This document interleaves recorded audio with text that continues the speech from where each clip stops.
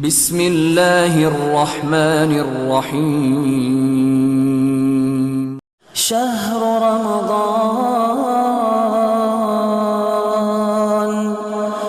رمضان الذي انزل فيه القرآن۔ السلام علیکم ورحمۃ اللہ وبرکاتہ۔ ان الحمد للہ والصلاة والسلام علی رسول اللہ، اما بعد۔ معزز حاضرین، آج انشاءاللہ آپ کے سامنے 9واں پارے کا خلاصہ بیان کیا جائے گا، اور اس پارے میں سورہ اعراف اور سورہ انفال کا کچھ حصہ انشاءاللہ آپ کے سامنے آئے گا۔ اس پارے کے آغاز میں یعنی سورہ اعراف میں اللہ سبحانہ وتعالی نے حضرت شعیب علیہ السلام کی قوم کا تذکرہ فرمایا۔ آیت نمبر 85 سے لے کر 93 تک، جو مدائن کے نبی تھے، مدائن ایک علاقہ ہے، اس علاقے کے یہ نبی تھے، اور جب حضرت شعیب علیہ السلام نے ان لوگوں کو دعوت دی اور ایک اللہ کی عبادت کرنے کی تلقین کی، تو قوم کے سردار آپ کے مخالف ہوئے، کیونکہ سماج میں جو برائیاں پائی جاتی تھیں ان برائیوں کی طرف انہوں نے نشاندہی کی تھی اور کہا تھا کہ ایک اللہ کی عبادت کرو، ناپ تول میں کمی نہ کرو، لوگوں کے مال کو ہرگز نہ گھٹاؤ، زمین میں فساد نہ مچاؤ، راستوں میں بیٹھ کر لوگوں کو اللہ تعالیٰ کے راستے سے ہرگز مت روکو، اور انہیں ایک اللہ کی نعمت یاد دلایا کہ اس وقت کو تم یاد کرو جب کہ تم تعداد میں بہت کم تھے، لیکن اللہ تبارک و تعالیٰ نے تم کو غلبہ عطا فرمایا، قوت اور طاقت اللہ نے عطا فرمایا۔ لیکن قوم جو ہے حضرت شعیب کی بات کا انکار کیا اور دھمکیوں پر آ گئی، اور شعیب علیہ السلام پر ایمان لانے والوں کو انہوں نے مختلف قسم سے ڈرانا شروع کیا۔ تو اللہ کا ایک عذاب جس کا نام تھا رجفہ، اللہ تعالیٰ کا ایک عذاب ہے جس کا نام رجفہ ہے، وہ رجفہ عذاب ان کو آ کر گھیر لیا، اور وہ قوم اپنی زمین میں ان کی قبریں اللہ تبارک و تعالیٰ نے بنا دیا اور اس میں وہ دفن کر دی گئی۔ اس کے بعد آیت نمبر 96 سے لے کر 99 تک اللہ سبحانہ و تعالیٰ نے ایک گاؤں والوں کا تذکرہ بیان فرمایا ہے، اور بڑی احسان اور بڑی نعمت کے ساتھ اللہ نے فرمایا وَلَوْ أَنَّ أَهْلَ الْقُرَىٰ آمَنُوا، اگر یہ گاؤں والے ایمان لے کر آئیں اور اللہ کا تقوی اختیار کریں، لَفَتَحْنَا عَلَيْهِمْ بَرَكَاتٍ مِّنَ السَّمَاءِ، اگر یہ گاؤں والے ایمان لے کر آئیں، اللہ کا تقوی اختیار کریں، تو اس گاؤں والوں پر ہم آسمان کے خزانوں کو کھول دیں گے، آسمان کی برکتوں کے خزانوں کو کھول دیں گے اور زمین کے خزانوں کو کھول دیں گے۔ لیکن اس قوم نے ایمان لانے کے بجائے جھٹلا دیا اور ان کو ہمارا عذاب آ کر گھیر لیا۔ یہ اللہ تبارک و تعالیٰ کا ایک انعام ہے، ایک احسان ہے کہ جب لوگ ایمان لاتے ہیں اور تقوی اختیار کرتے ہیں تو اللہ تعالیٰ ان پر زمین اور آسمان کے خزانوں کو کھولتا ہے۔ اب واقعہ برائے واقعہ نہیں ہے، اس واقعے میں ہمارے لیے نصیحت کا پہلو یہ ہے کہ ہم بھی اپنے ایمان کو اور تقوی کو پختہ کریں، تو اللہ تعالیٰ معاشی بدحالی سے لوگوں کو نکالے گا ایمان کی وجہ سے۔ معلوم یہ ہوا کہ جب بھی سماج میں خوشحالی ختم ہو جاتی ہے، بدحالی آتی ہے، تنگ دستی آتی ہے، تو اس کے اسباب میں ایک بنیادی سبب یہ ہوتا ہے کہ لوگوں کا ایمان کمزور ہو جاتا ہے اور لوگوں کا تقوی کمزور ہو جاتا ہے۔ تو معاشی بدحالی لوگوں کو عمومی طور پر لوگ یہ کہتے ہیں یا سمجھتے ہیں کہ معاشی بدحالی کو دور کرنا یہ حکومتوں کی ذمہ داری ہے۔ نہیں، معاشی بدحالیوں کو دور کرنا یہ انسان کی خود کی ذمہ داری ہے، اور اللہ نے اس کا نقطہ بتا دیا کہ ایمان میں پختگی اور تقوی میں اگر پختگی رہی تو اللہ سبحانہ و تعالیٰ معاشیات کی خوشحالی اللہ تعالیٰ عطا کرے گا۔ یہ واقعات ہم لوگوں کو یہاں پر بیان کیے گئے ہیں۔ میں ایک واقعہ آپ کو سناتا ہوں اسی کے تناظر میں۔ اللہ کے نبی صلی اللہ علیہ وسلم کے قادم خاص تھے جن کا نام تھا حضرت انس بن مالک رضی اللہ عنہ۔ بچپن سے نبی کریم صلی اللہ علیہ وسلم کی خدمت میں رہے، اور اللہ کے نبی کی بہت سی دعائیں انہوں نے حاصل کیا، اور نبی کی دعاؤں کا اثر کیا ہوا کہ حضرت انس بن مالک جو اللہ کے نبی کے خادم تھے، اللہ نے ان کی زندگی میں اتنی خیر اور اتنی برکت عطا فرمایا۔ خود حضرت انس بیان فرماتے ہیں کہ میرے کل نسل پوتا پوتی اولاد نواسے ناتے یہ ملا کر زمین پر 96 زندہ تھے. اور بعض روایتوں میں آیا کہ 96 تو زمین میں اوپر زندہ تھے, لیکن کئی تو ایسے تھے جو وفات پا چکے تو میں نے اس کو زمین میں دفن بھی کر دیا. اللہ تعالیٰ نے اولاد میں اتنی برکت عطا فرمائی. ٹھیک ہے, اب باغات کی اگر بات کریں, اللہ تعالیٰ نے ان کے باغات میں اتنی برکت عطا فرمایا تھا, کبھی کبھی آسمان کی بارش مدینہ طیبہ میں صرف ان کے باغ پر برسا کرتی تھی. دیکھیے کیوں, یہ عقیدہ اور ایمان کی پختگی ہے. تو معاشی علاج کیا ہے؟ ہم کیا سمجھتے ہیں معاشی علاج؟ کہ وہ معاش میں ترقی کرنا ہے. ہم کہتے ہیں کہ معاش میں اگر ترقی کرنا ہے تو تقوی میں ترقی کرو, ایمان میں عقیدے میں ترقی کرو.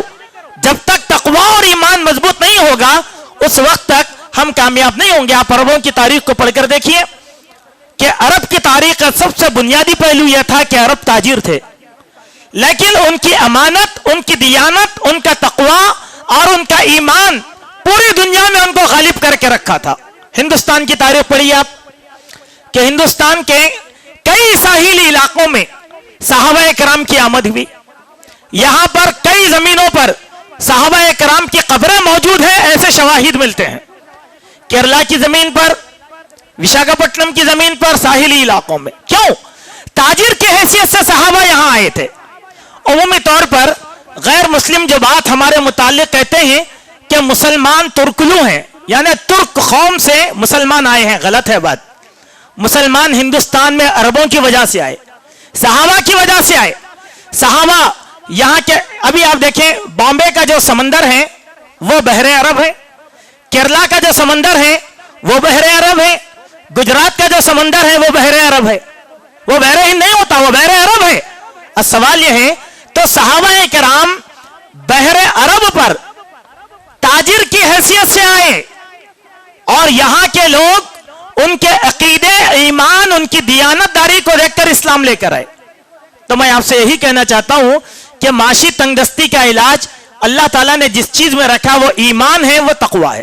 اللہ تعالیٰ کا وعدہ ہے اللہ تعالیٰ وَلَوْ أَنَّ أَهْلَ الْقُرَىٰ آمَنُوا, اگر یہ گاؤں والے ایمان لے کر آئے, وَاتَّقَوْا, اور اللہ کا تقوی اختیار کریں, لَفَتَحْنَا عَلَيْهِمْ بَرَكَاتٍ مِّنَ السَّمَاءِ وَالْأَرْضِ, زمین اور آسمان کے خزانوں کو اللہ تبارک و تعالیٰ کھول لے گا. سبحان اللہ میرے بھائی, کتنی بڑی نعمتوں کی بات ہے کہ حضرت انس کے باغیچے پر اگر بارش برستی ہے, کسی اور جگہ نہیں برستی, تو اللہ کی کتنی بڑی نعمت ہے بتلائیے آپ. اور روایتوں میں آتا ہے کہ حضرت انس کے باغیچے میں 1000 کھجور کے درخت تھے, 1000 درخت, اور ایسے کئی صحابہ کا تذکرہ آتا ہے. المہم تو تقوی کا معیار ہماری معاشی اصلاحات کا سب سے بڑا ذریعہ ہے. اس کے بعد اللہ تبارک و تعالیٰ نے آیت نمبر 103 سے لے کر 136 تک حضرت موسیٰ علیہ السلام اور فرعون کے درمیان ہونے والے واقعات کا تذکرہ فرمایا کہ جب حضرت موسیٰ نے اعلان نبوت کیا تو فرعون نے کہا کہ تم نبی ہو, اس کی دلیل کیا ہے؟ تو موسیٰ علیہ السلام نے اپنا معجزہ دکھایا, ید بیضا, چمکتا ہوا ہاتھ, اور اپنا عصا پیش کیا. فرعون نے کہہ دیا کہ یہ جادو ہے, لہذا اس نے جادوگروں کا مقابلہ رکھ دیا. ہوا یہ کہ اللہ تبارک و تعالیٰ کے حکم سے جادوگروں کا جادو ناکام ہو گیا, اور وہ سارے کے سارے جادوگر اللہ رب العزت پر ایمان لائے. اور فرعون کا بڑا غصہ آیا تو اس نے کہا کہ میری اجازت کے بغیر تم ایمان لے کر آئے ہو, سخت ترین عذاب دوں گا, سخت ترین سزا دوں گا. بولے کیسی سزا دیں گے؟ ایسی سزا دوں گا کہ دنیا یاد رکھے گی کہ تم لوگوں کو زندہ جسم کے ایک اعضاء کے مقابلے میں دوسرا عضو کاٹوں گا. جیسے سیدھا ہاتھ کاٹوں گا تو پھر بایاں پیر کاٹ کے تم لوگوں کو سولی پر لٹکا دوں گا. اور اس قسم کا عذاب اس نے دیا بھی بنی اسرائیل کو جو اللہ تبارک و تعالیٰ پر ایمان لائے. اللہ تبارک و تعالیٰ نے فرمایا کہ تم صبر کرو اور اللہ تبارک و تعالیٰ سے مدد کرو. اس کے بعد اللہ تبارک و تعالیٰ نے بنی اسرائیل کو فرعون کے ظلم سے نجات دیا اور ان کو ہجرت کرنے کا حکم دیا. یہ تفصیلی واقعات سے ہمارا گزر ہوا. اس کے بعد اللہ سبحانہ و تعالیٰ نے نبی کریم صلی اللہ علیہ وسلم کی عظمت کا تذکرہ فرمایا. آیت نمبر 157 کے اندر رسول اللہ صلی اللہ علیہ وسلم کی عظمت بیان کی گئی ہے, اور اللہ کے نبی صلی اللہ علیہ وسلم کی عظمت اس بنیاد پر بیان کی گئی ہے کہ الذین یتبعون الرسول النبی الامی, وہ لوگ جو امی رسول کی پیروی کرتے ہیں.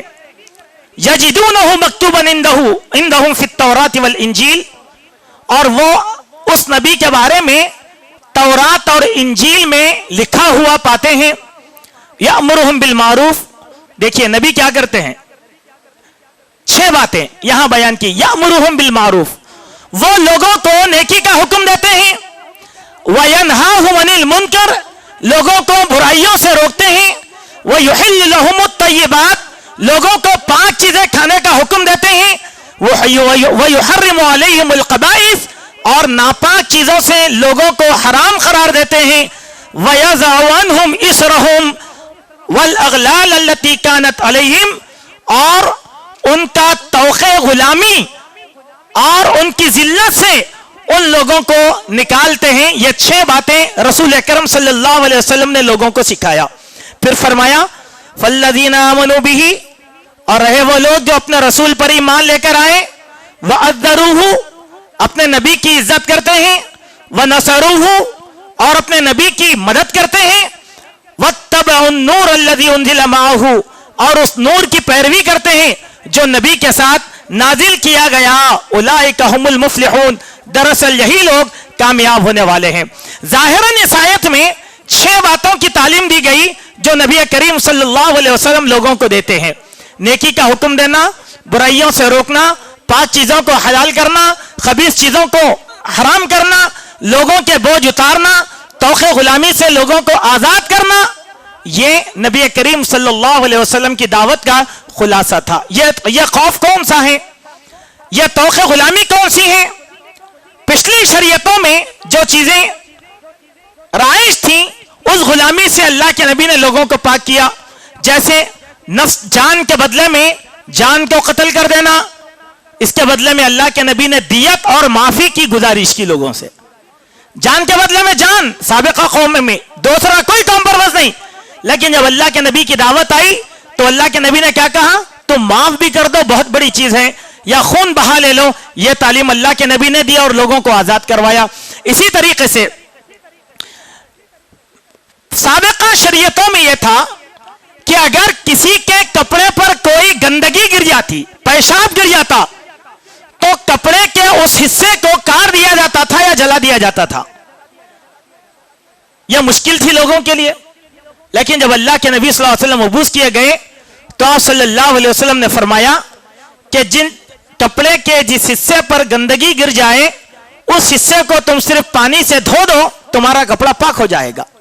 अल्लाह के नबी ने लोगों के लिए आसानियां पैदा की। इसीलिए आप सल्लल्लाहु अलैहि वसल्लम ने फरमाया, बोइस्तु बिल हनीफियति समा, मुझे आसान दीन के साथ भेजा गया है। हमारा दीन सबसे ज्यादा आसान है। इन्नद दीन युस्रिन, दीन इस्लाम आसान है।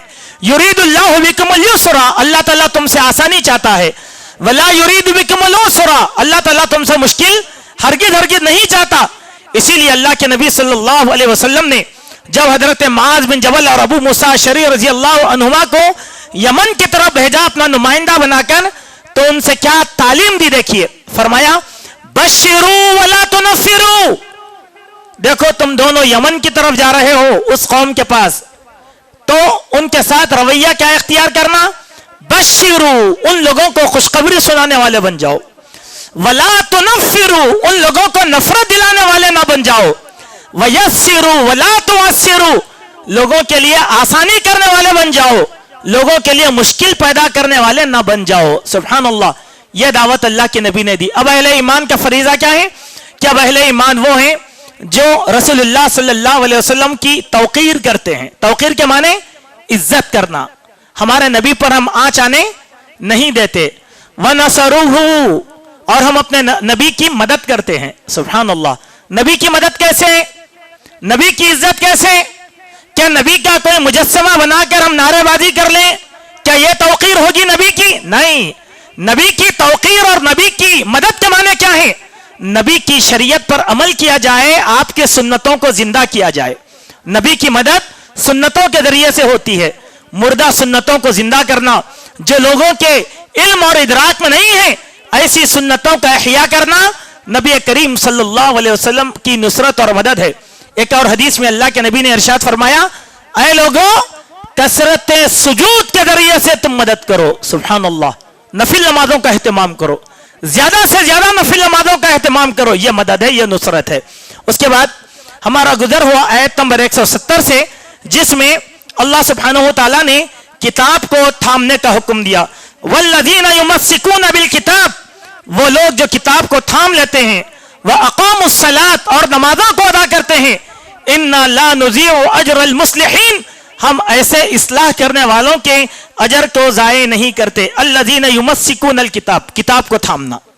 اللہ کے نبی نے کیا کہا کہ ترکت فیکم امرین لن تضلوا ما تمسکتم بہما، اے لوگوں میں دو چیزیں تم میں چھوڑ کر جا رہا ہوں، لن تضلوا، ہرگز تم گمراہ نہیں ہوں گے اس وقت تک جب تک کہ ان دونوں چیزوں کو تم مضبوطی سے تھام نہ لو، ایک اللہ کی کتاب اور دوسرا رسول اللہ صلی اللہ علیہ وسلم کی سنت ہے۔ سبحان اللہ۔ کتاب کے معنی کیا ہیں؟ کتاب کے معنی طاقوں میں سجانا، یہ کتاب کے معنی نہیں ہوتے، بلکہ کتاب کو پڑھنا، کتاب پر عمل کرنا اور لوگوں کو کتاب کا پیغام سنانا، یہ ہمارے لیے بنیادی ضرورت ہے اور اسی پر ہم لوگ عمل پیرا رہیں گے۔ اس کے بعد ہمارا گزر ہوا آیت نمبر 176 سے، جس میں اللہ سبحانہ و تعالیٰ نے مشرکین کی، کفار کی ایک مثال بیان فرمائی کہ کفار کی مثال فَمَثَلُهُ كَمَثَلِ الْكَلْبِ، ان کفار کی مثال کتوں کی طرح ہے، کتوں کی طرح ہے۔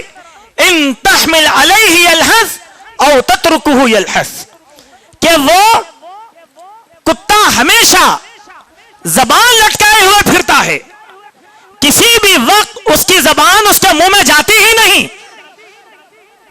یہ کتے ہیں دراصل، اور یہ ایک ایسے کتے ہیں جن کا پیٹ کہیں سے نہیں بھرتا اور کہیں سے بھی آسودہ نہیں ہوتے، اسی لیے اہل ایمان کی مثال اس کے الٹی ہے۔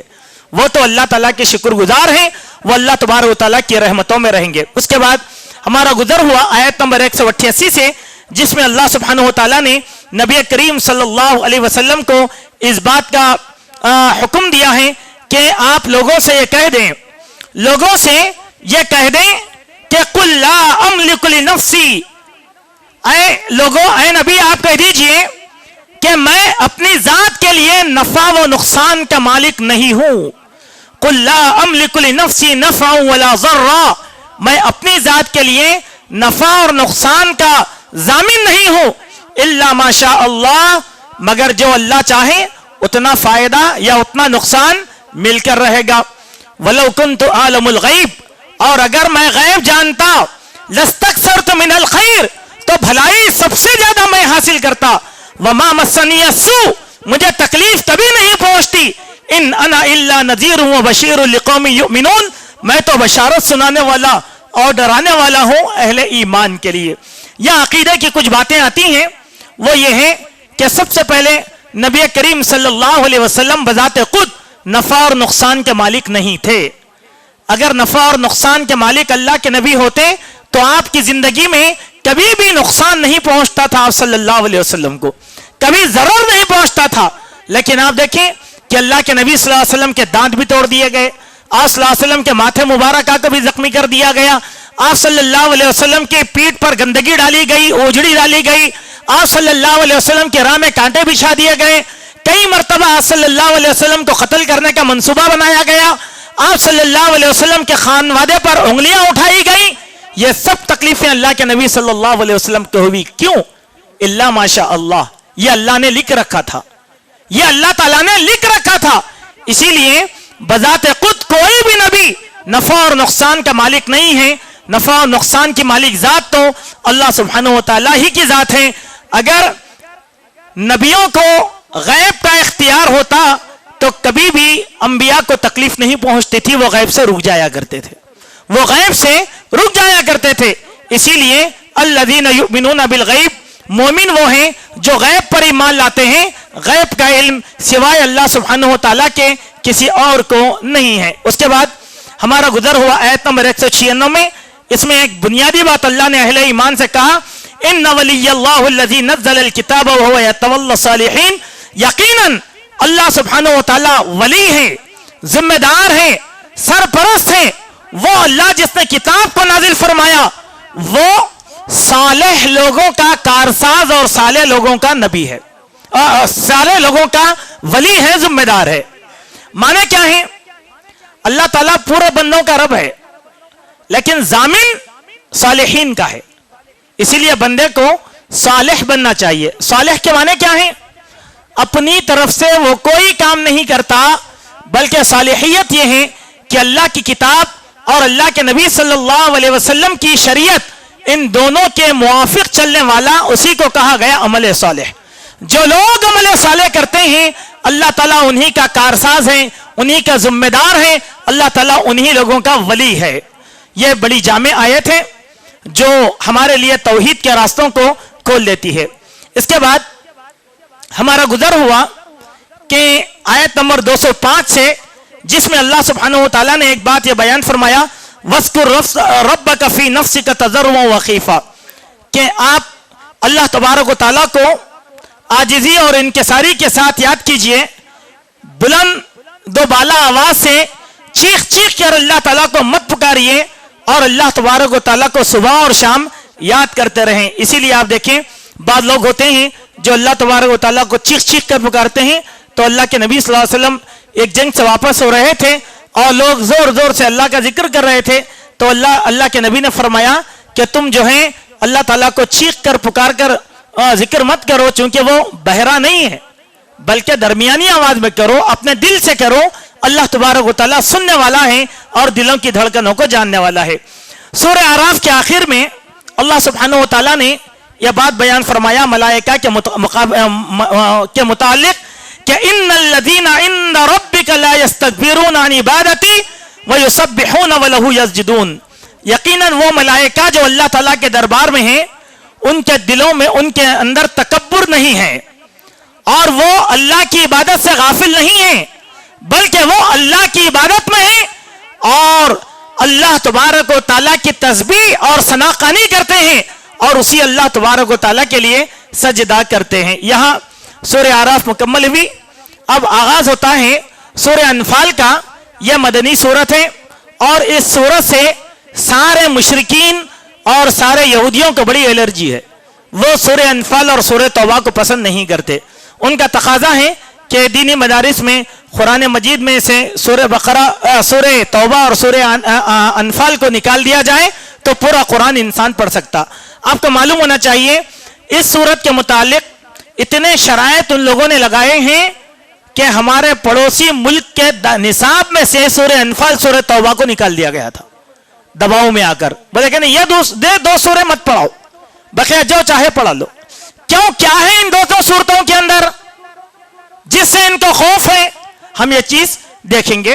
انفال کے اصل معنی ہوتے ہیں کہ یہ نفل کی جمع زیادتی کے ہیں، اور انفال مال غنیمت کو کہا جاتا ہے، وہ مال غنیمت جو مشرکین سے جنگوں میں حاصل ہوتا ہے اس مال غنیمت کو کہتے ہیں انفال۔ اور یہ سورت غزوہ بدر کے دوران مقام بدر پر نازل ہوئی تھی۔ اس میں اللہ تبارک و تعالیٰ نے غنیمتوں کا تذکرہ فرمایا، کہا یسألونک عن الانفال قل الانفال للہ والرسول، اے نبی یہ مال غنیمت کے بارے میں سوال کرتے ہیں، آپ کہہ دیجئے کہ مال غنیمت اللہ اور اس کے رسول کا حق ہے، وَفَاتَّقُوا اللَّهَ، اللہ کا تقوی اختیار کرو، وَأَصْلِحُوا ذَاتَ بَيْنِكُمْ، آپس میں ایک دوسرے کی اصلاح کرتے رہو، وَأَطِیعُوا اللَّهَ وَرَسُولَهُ، اللہ اور اس کے رسول کی اطاعت کرو، ان کنتم مؤمنون، اگر تم مومن ہو تو۔ اس میں کئی باتوں کی نصیحت ہے۔ سب سے پہلی بات یہ ہے کہ یہ سورت جو نازل ہوئی اس کے ضمن میں مختلف واقعات بیان کیے جاتے ہیں۔ ایک واقعہ یہ ہے کہ اللہ کے پیارے نبی صلی اللہ علیہ وسلم کا طریقہ یہ تھا کہ مال غنیمت کو 5 حصوں میں تقسیم کر دیتے، 4 حصے لوگوں میں تقسیم ہو جاتا اور ایک حصہ اللہ سبحانہ و تعالیٰ کا ہوتا۔ اسی طریقے سے مال غنیمت میں بعض صحابہ کرام نے کچھ چیزوں کا سوال کیا تو اللہ کے نبی صلی اللہ علیہ وسلم نے ان چیزوں کو ان کے حوالے کر دیا۔ اس ضمن میں بہت ہی تفصیلات مذکور ہیں، لیکن فی الوقت اس کی ضرورت نہیں ہے ہم لوگوں کو، لیکن اتنی سی بات کہ مال غنیمت یہ اللہ اور اس کے رسول کا حق ہے، اور اس میں سے اہل ایمان کو اور مجاہدین کو یہ مال تقسیم کیا جاتا ہے۔ اللہ کے نبی صلی اللہ علیہ وسلم کا یہی طریقہ کار تھا۔ وَأَصْلِحُوا ذَاتَ بَيْنِكُمْ، یہ ہمارے لیے بنیادی بات ہے. اس کے معنی کیا ہے؟ حضرت انس رضی اللہ عنہ بیان فرماتے ہیں کہ ہم ایک دفعہ رسول اللہ صلی اللہ علیہ وسلم کو مسکراتے ہوئے دیکھے تو حضرت عمر نے پوچھا یا رسول اللہ کس بات پر آپ مسکرا رہے ہیں؟ فرمایا میرے دو امتی اللہ کے سامنے گھٹنے ٹیک کر کھڑے ہو گئے ہیں. ایک اللہ سے کہتا ہے کہ یا رب اس نے مجھ پر ظلم کیا ہے، میں بدلہ چاہتا ہوں. اللہ تعالیٰ اس سے فرماتا ہے کہ اپنے ظلم کا بدلہ ادا کرو. ظالم جواب دیتا ہے یا رب اب میری کوئی نیکی باقی نہیں رہی کہ ظلم کے بدلے میں وہ نیکی اس کو دے دوں. تو وہ ظالم کہتا ہے کہ اے اللہ میرے گناہوں کا بوجھ اس کے سر کے اوپر ڈال لے. یہ کہتے ہوئے رسول اللہ صلی اللہ علیہ وسلم آبدیدہ ہو گئے اور فرمانے لگے کہ وہ بڑا ہی سخت دن ہوگا، لوگ اس بات کے حاجت مند ہوں گے کہ اپنے گناہوں کا بوجھ کسی اور کے سر ڈال دیں. اب اللہ تعالیٰ اس کو انتقام لینے والے سے فرمائے گا کہ تیری نگاہ اٹھا اور اوپر جنت کی طرف دیکھ. جب وہ جنت کی طرف دیکھے گا عرض کرے گا یا رب یہ تو سونے اور چاندی کے محل ہیں جو موتیوں سے بنائے گئے ہیں. اے اللہ یہ محل تو نے کس کے لیے بنایا؟ کس نبی کے لیے، کس شہید کے لیے بنایا؟ تو اللہ سبحانہ و تعالیٰ اس بندے سے فرمائیں گے کہ نہیں، یہ محل میں نے شہید اور نبی کے لیے نہیں بنایا بلکہ اس شخص کے لیے بنایا جو اپنے بھائی کو معاف کر دیتا ہے. جو اپنے بھائی کو معاف کر دیتا ہے تو بندہ کہتا ہے کہ اے اللہ آج میں نے اپنے اس ظالم بھائی کو معاف کر دیا ہے. تو اللہ تعالیٰ خوش ہوتے ہیں، مسکرا کر کہتے ہیں چلو تم دونوں ایک دوسرے کے گلے میں ہاتھ ڈال کر جنت کی طرف رواں دواں ہو جاؤ، وہ جنت اب میں تمہارے لیے دے رہا ہوں. سبحان اللہ. تو اس کی یہ تفسیر جو کی گئی ہے وَأَصْلِحُوا ذَاتَ بَيْنِكُمْ، معاف کرنا بڑی دولت ہے. خیر المال لف، معاف کرنا بڑی دولت ہے. دلوں میں کدورت رکھنا، رنجشیں رکھنا، انتقام کا جذبہ رکھنا، یہ ہمارا دین نہیں سکھاتا. ہمارا دین معافی کا دین ہے. جو لوگ ایک دوسرے کو معاف کرتے ہیں اللہ تبارک و تعالیٰ جنت کے بلند بالا خانوں کی مہمان نوازی ان کے لیے مقدر فرما دیتے ہیں. اسی طریقے سے ہمارا گزر ہوا آیت نمبر 20 سے لے کر 22 تک، اس آیت میں اللہ تبارک و تعالیٰ نے کافروں کے متعلق یہ بات فرمایا کہ وہ لوگ جنہوں نے اللہ تبارک و تعالیٰ کا انکار کیا، کفر کیا، یہ کافر دراصل زمین کے بدترین جانور ہیں. جانوروں سے تشبیہ دیا اللہ تعالیٰ نے. یہ زمین کے بدترین جانور ہیں جن کو کسی قسم کا کوئی شعور نہیں ہے. اس کے بعد آیت نمبر 24 میں اللہ تعالیٰ نے نبی کریم صلی اللہ علیہ وسلم کو خطاب کر کے فرمایا کہ اے نبی اہل ایمان سے کہہ دو کہ جب بھی اللہ اور اس کا رسول تمہیں زندگی کے لیے بلائیں تو نبی کی آواز پر تم لبیک کہو. یاد رکھو اللہ بندہ اور اس کے دل کے درمیان حائل ہو جاتا ہے. اس عذاب کی زد میں آنے سے بچو جو ظالموں کے لیے خاص کیا گیا ہے. اللہ تعالیٰ سخت عذاب دینے والا ہے. سبحان اللہ. یہاں ہم لوگوں کے لیے تعلیم ہے. تعلیم کیا ہے؟ جب بھی اللہ اور اس کا رسول بلائیں تو لبیک کہیں. سوال یہ ہے کہ اللہ تبارک و تعالیٰ اور رسول اللہ بلائیں تو لبیک کہنے کے معنی کیا ہیں؟ کیسے لبیک کہیں ہم؟ سبحان اللہ. مؤذن اذان دیتا ہے اور اذان میں کیا کہتا ہے؟ حی علی الصلاۃ، حی علی الفلاح، اللہ اکبر اللہ اکبر. اب کہا گیا کہ لبیک و صادق میں حاضر ہوا. یہ اہل ایمان کی نشانی ہے، یہ اہل ایمان کا فریضہ ہے. یہی بات اللہ تبارک و تعالیٰ نے اہل ایمان کو نصیحت کے طور پر کہا ہے، لیکن ہمارے دلوں سے ایمان جاتا رہا، اسی لیے اب اذان کی آواز بھی ہمارے لیے اہمیت کی حامل نہیں رہی. ایک دوسری بات، ہم اہل علم ہیں.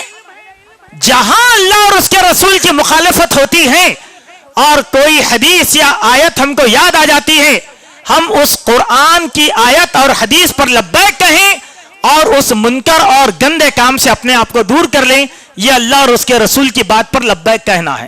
نہ بھئی یہ اللہ کے رسول کا حکم ہے، میں اس حکم کی خلاف ورزی ہرگز نہیں کر سکتا. لیکن ہم لوگ کیا کرتے ہیں؟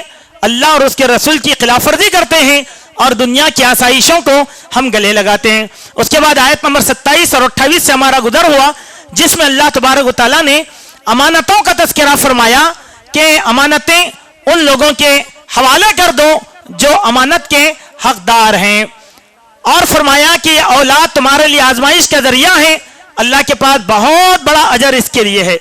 اب بار بار جو امانتوں کا تذکرہ آیا، اس دن میں ایک حدیث تفسیر میں یہ بیان کی گئی کہ اللہ کے نبی صلی اللہ علیہ وسلم اپنے خطبات میں اکثر یہ حدیث پڑھا کرتے تھے، لا ایمان لمن لا امانت لہو، اس شخص کے پاس ایمان نہیں ہے جس کے پاس امانت نہیں ہے، ولا دین لمن لا عہد لہو، اور اس آدمی کا دین نہیں ہے جس کے پاس کوئی عہد و پیمان نہیں ہے۔ سبحان اللہ، پیمانہ کیا ہے؟ دیکھیے مومن کا، اسلام کا بنیادی پیمانہ کیا ہے؟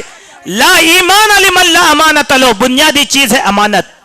امانت ہے تو ایمان ہے، امانت نہیں ہے تو ایمان نہیں ہے۔ عہد و پیمان، اقرار، وعدہ وفا کو پورا کرنے کا جذبہ ہے تو ہم دیندار ہیں، لیکن اگر ہم عہد و پیمان کو پورا نہیں کر رہے ہیں تو ہمارے اندر کسی قسم کا کوئی دین باقی نہیں رہ جاتا ہے۔ اسی کے بعد ہمارا گزر ہوا ایک اور آیت سے جس میں اللہ تبارک و تعالیٰ نے مشرکین کی عبادتوں کا ایک تذکرہ فرمایا، آیت نمبر 35 میں۔ ہمارے نوجوان اس بات کو اچھی طریقے سے سنیں، چونکہ اس برائی کی عادت تقریباً ہمارے نوجوانوں کے اندر پائی جاتی ہے۔ وَمَا كَانَ صَلَاتُهُمْ عِنْدَ الْبَيْتِ إِلَّا مُكَاءً وَتَصْدِيًا، کہ مشرکین کی عبادت اللہ کے گھر کے پاس یہ تھی کہ وہ سیٹیاں بجاتے تھے، تالیاں مارتے تھے، شور شرابہ کرتے تھے کعبۃ اللہ کے پاس کھڑے ہو کر عبادت کے طور پر۔ اسی لیے آپ دیکھو یہ بات کو ہم ہمارے ملک میں اچھی طریقے سے سمجھ سکتے ہیں۔ وہ کیسے؟ جتنے غیر مسلم ہیں وہ اپنی عیدوں میں سیٹیاں مارتے ہیں، ناچتے ہیں، ڈھول بجاتے ہیں، ان کو خود ہوش نہیں ہوتا کہ وہ کیا کر رہے ہیں۔ یہ کیوں کر رہے ہیں معلوم؟ عبادت سمجھ کے کر رہے ہیں۔ کس کی عادت ہے یہ؟ مشرکین کی۔ کوئی مومن یہ عادت اختیار نہیں کر سکتا، لیکن آپ دیکھیں چلتے چلتے یہ عادت اب ہمارے مومنوں میں آ گئی۔ ان نکاح من سنتی، شادی ہو رہی ہے، وہی سیٹیاں، وہی ناچنا، وہی گانا، وہی بجانا۔ اب آپ بتلائیے، نکاح بھی تو عبادت ہے نا اللہ تعالیٰ کی، نکاح بھی عبادت ہے اللہ تبارک و تعالیٰ کی، لیکن اس عبادت کو ہم نے مشرکین کی عادتوں سے بھر دیا۔ ضرورت ہے کہ اس چیز سے رک جائیں۔ یہ تعلیم اللہ تبارک و تعالیٰ ہم لوگوں کو دیتے ہیں۔ اللہ تبارک و تعالیٰ سے دعا ہے کہ اللہ تعالیٰ کہی گئی باتوں پر حسن عمل کی توفیق عطا فرمائیں۔ اللہ تعالیٰ ہم سب کو اپنی اصلاح کرنے کی توفیق عطا فرمائیں، جب تک زندہ رکھے، اسلام پر رکھے، جب ہمارا خاتمہ ہو ایمان پر ہو۔ اقول قولی ھذا استغفر اللہ لی ولکم ولسائر المسلمین وآخر دعوانا الحمد للہ رب العالمین۔ جیسا کہ آپ کے سامنے اعلان کیا گیا